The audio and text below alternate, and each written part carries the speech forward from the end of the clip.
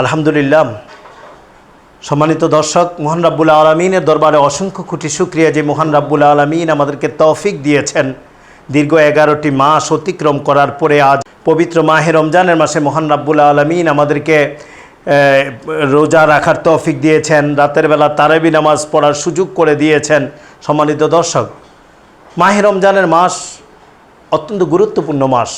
এই মাসে আমরা চেষ্টা করি বেশি বেশি করে ইস্তেগফার করার জন্য, বেশি বেশি করে আমরা তওবা করার জন্য, বেশি বেশি করে আমরা ইবাদত করার জন্য। আমরা জানি এই মাসে আমরা যদি একটি নফল ইবাদত করি তাহলে অন্যান্য মাসের একটি ফরজ ইবাদত করলে যেই পরিমাণ সওয়াব পাওয়া যায়, মহান রাব্বুল আলামিন আমাদেরকে একটি নফল ইবাদত করার কারণে সেই পরিমাণ সওয়াব তিনি আমাদের আমলনামায় দান করবেন। সম্মানিত দর্শক, আমরা জানি পবিত্র মাহে রমজানের মাসে আমরা যদি একটি ফরজ আদায় করি তাহলে অন্যান্য মাসে আমরা 70টি ফরজ আদায় করলে যেই পরিমাণ সওয়াব আমাদের আমলনামায় দেওয়া হবে, ঠিক সেই পরিমাণ সওয়াব আমরা কি করি এই মাহে রমজানের মাসে মহান রাব্বুল আলামিন আমাদেরকে দান করে থাকেন। সম্মানিত দর্শক, পবিত্র মাহে রমজানের মাস, পবিত্র মাস। এই মাসে আমরা কোন কোন কাজগুলা আমাদের জন্য করণীয় এবং কোন কোন কাজগুলো আমাদের বর্জনীয়, এই সম্পর্কে আমাদের একটু ধারণা থাকা দরকার।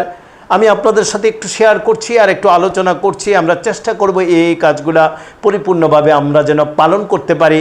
আর আমরা যদি এই কাজগুলা পরিপূর্ণভাবে পালন করতে পারি, আমরা মহান রাব্বুল আলামিনের সন্তুষ্টি অর্জন করতে পারবো এবং রাসূল আকরাম সাল্লাল্লাহু আলাইহি ওয়াসাল্লামের আদর্শে আদর্শিত হয়ে আমরা তার উম্মত হিসেবে পরিচয় দিতে পারবো ভয়াবহ সেই হাসরের ময়দানে। সম্মানিত দর্শক, পবিত্র মাহে রমজানের মাস, আমরা চেষ্টা করব এই রমজানের মাসের পবিত্রতা রক্ষার্থে মহান রাব্বুল আলামিনের নির্দেশ পালনার্থে আমরা চেষ্টা করব যে আমরা সকাল থেকে সন্ধ্যা পর্যন্ত, অর্থাৎ সেহরি খাওয়ার পর থেকে নিয়ে সন্ধ্যা পর্যন্ত যেইভাবে রাসূল রোজা রেখেছেন, যে আমরা যে রোজা রাখবো, আমরা জোরো রোজা রেখে কখনো আমরা মিথ্যা বলবো না, অন্য কারো ক্ষতি করব না।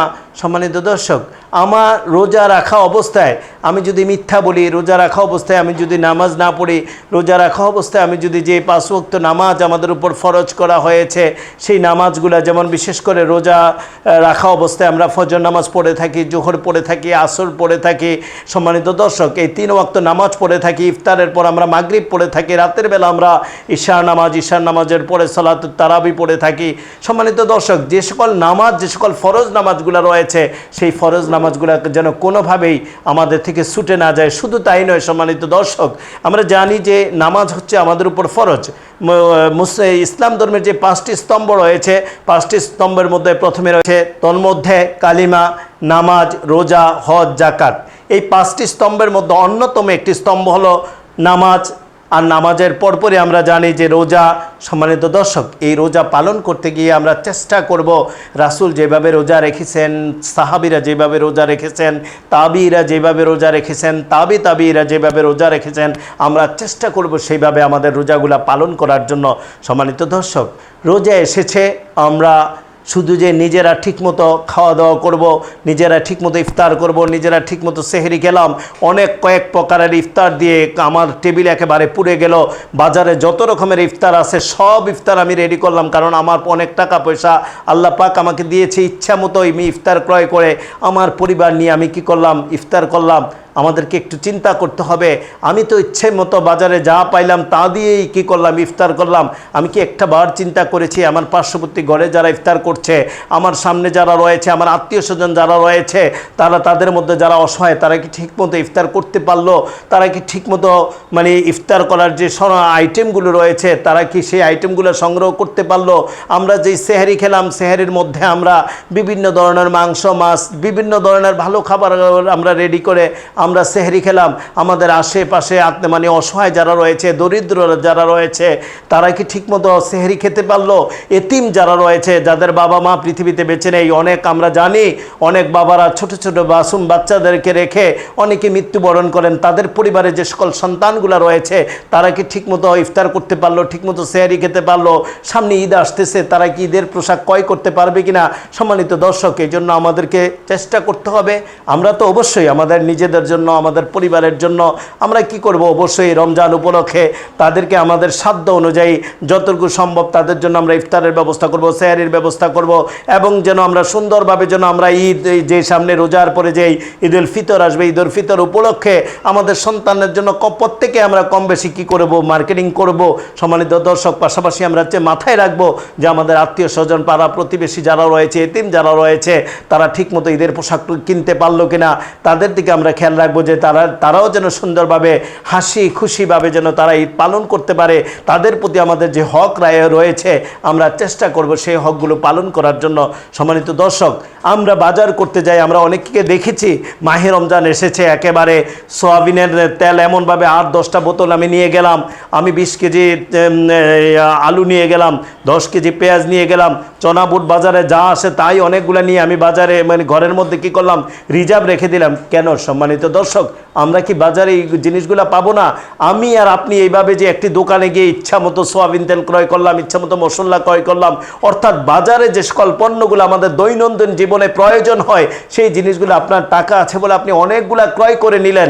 আপনি কি একটি বার চিন্তা করেছেন একটা মানুষ যারা দিনের বেলা কি করে, দিনের বেলা লেবারের কাজ করে তারা সারাদিন ইনকাম করে সন্ধ্যাবেলা ঘরে যাওয়ার সময় 1 কেজি চাল, 2 কেজি চাল, সামান্য ইফতার নিয়ে ঘরের মধ্যে যায়। তো আপনি যদি এইভাবে বাজারের মধ্যে আপনি বেশি বেশি বাজার ক্রয় করে ঘরে রিজার্ভ রাখার কারণে অন্যান্য যে অসহায় মানুষটা যে ডেইলি ইনকাম করলো, এই ইনকাম দিয়ে সে তার পরিবার নিয়ে যে বাজারটা ক্রয় করবে, আর বাজারে ঘাটতি পড়ার কারণে তখন বিভিন্ন পণ্যের দাম বেড়ে যাওয়ার কারণে সে ইচ্ছা মতো বাজারটা করতে পারলো না, সে তার সন্তান নিয়ে, তার পরিবার নিয়ে সে চলতে কষ্টে পড়ে যাবে। সুতরাং আমরা খেয়াল রাখবো, আমরা এমন কিছু করব না ইচ্ছা মতো হই হই রই রই করে মনের মতো করে আমার টাকা আছে আমি একেবারে বাজারে সব কিছু কিনে নিয়ে আসলাম, আরেকজন লোক গিয়ে তার অসহায় মানুষের বাজারে এ সামান্য টাকা দিয়ে সে বাজার ক্রয় করতে পারবে না। আমরা এই কাজটি থেকে সবসময় আমরা বিরত থাকার চেষ্টা করব। সম্মানিত দর্শক, আমি আপনাদের কাউকে ছোট করি নাই, আমি শুধুমাত্র যে আমাদের যে মাহে রমজানের মাসে যে দায়িত্বগুলো আমাদেরকে পালন করতে হবে, আমাদের উপর যে দায়িত্বগুলো রয়েছে আমার নিজের প্রতি, আমার সন্তানের প্রতি, আমার পাড়া প্রতিবেশীদের প্রতি, সেই দায়িত্বগুলো পালনের জন্য আমরা সচেতন থাকি। সম্মানিত দর্শক, আমরা একটি রোজা থাকতে গিয়ে আমরা কতটুকু আমরা ত্যাগ করি। আমরা আমার ঘরের মধ্যে ভাত আছে, তরকারি আছে, সব কিছুই আছে, ঘরের মধ্যে কেউ নেই, এমনও আছে যে আমার রুমের মধ্যে সকল ধরনের খাবার আছে, কিন্তু আমি ক্ষুধায় মরে যাচ্ছি, আমি একটি খাবার মুখে দিচ্ছি না, আমার পিপাসায় গলা ফেটে যাচ্ছে, কলিজা শুকিয়ে যাচ্ছে, কিন্তু আমি এক গ্লাস পানি খাচ্ছি না। কেন? পৃথিবীর আর কেউ দেখুক আর না দেখুক, আমার সৃষ্টিকর্তা দেখবে আমি রোজা রেখেছি, আমার সৃষ্টিকর্তার আদেশ আমি পালন করছি, আর তার আদেশ অমান্য করে যদি আমি চুরি করে যদি কোনো পানি খাই বা কোনো খাবার খেয়ে ফেলি, পৃথিবীর আর কেউ না দেখলে কিন্তু আমার আল্লাহ তো দেখলেন, তার কাছে আমাকে জবাবদিহি করতে হবে। এই জন্য আমরা কি করি? তাকওয়া, এই যে রোজার মাস, আমরা এমনভাবে তাকওয়া অর্জন করি আল্লাহর নির্দেশ পালনার্থে, যে না আল্লাহ পাক আমি যদি এখানে খেয়ে ফেলি তাহলে আল্লাহ পাক দেখবেন, আর এটার জন্য আল্লাহর কাছে আমাকে জবাবদিহিতা করতে হবে, এবং কাল হাসরের ময়দানে এই জবাবদিহিতার জন্য আমাকে জাহান্নামের আগুনে জ্বলতে হতে পারে। এই জন্য আমরা চেষ্টা করি কি করার জন্য? আমাদের রোজাগুলা পরিপূর্ণভাবে যেন সুন্দরভাবে যেভাবে আল্লাহ আমাদেরকে নির্দেশ দিয়েছেন পালন করার জন্য, সেইভাবে যেন আমরা পালন করতে পারি। রাসূল যেভাবে রোজাগুলা রেখেছিলেন এবং আমরা রাখতে তার উম্মতদেরকে অর্থাৎ আমাদেরকে যেভাবে পালন করার জন্য তিনি কি করেছেন, নির্দেশনা দিয়েছেন, সেইভাবে যেন পালন করতে পারি। মহান রব্বুল আলামিন আমাকে, আপনাকে, সারা বিশ্বের প্রত্যেকটি মুসলমান যেন সেইভাবে রোজাগুলা পালন করতে পারে। মহান রব্বুল আলামিন আমাদেরকে সেই তৌফিক দান করুক। ওয়া আখিরি দাওয়ানা আলহামদুলিল্লাহি রাব্বিল আলামিন। আসসালামু আলাইকুম ওয়া রাহমাতুল্লাহি ওয়া বারাকাতুহু।